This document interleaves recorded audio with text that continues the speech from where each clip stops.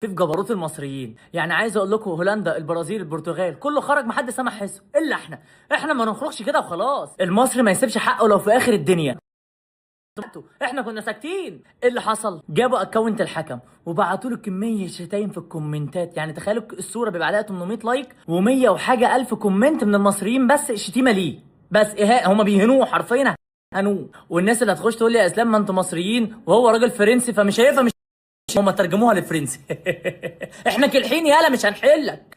لدرجه ان هو عمل ايه بقى؟ قفل الاكونت بتاعه. قفلت الاكونت نسكت؟ لا طبعا. رحنا جايبين رقمه، والله جبنا رقمه. هو رقمه ده اللي موجود. جبنا رقمه وقعدوا يبعتوا له كميه رسائل واللي يشحن ويتصل بيه في اي وقت بقى، لدرجه ان الحكم قفل التليفون بتاعه.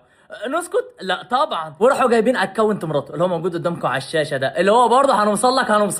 قفلت تليفونك، قفلت الاكونت، هنوصل لك. هنوصل للعيله نفر نفر هنجيبوهم. والله العظيم لو عايزين نجيبهم هنجيبهم. لازم نعرف العيله بتاعتك كلها اللي انت راجل وسخ، اللي هو شويه خلاص وهيجيبوا عنوان بيته. هنخليك تلعن اليوم اللي حكمت فيه في ماتش الارجنتين ومصر. هيبقى يوم اسود عليك. هتقول يا ريتني ما كنت حكمت فيه. يعني انتوا متخيلين 130 مليون مصري عملوا ايه في العالم كله؟ العالم كله بيتكلم علينا. في ناس شمتانه فينا ومعروفين هم مين، انما في ناس تانية عرب وغرب مع المصريين. وغير كده كمان ايه اللي حصل بقى؟ صفحه الفيفا نفسها اللي هي قدامكم دي على الشاشه، اتفرجوا بقى.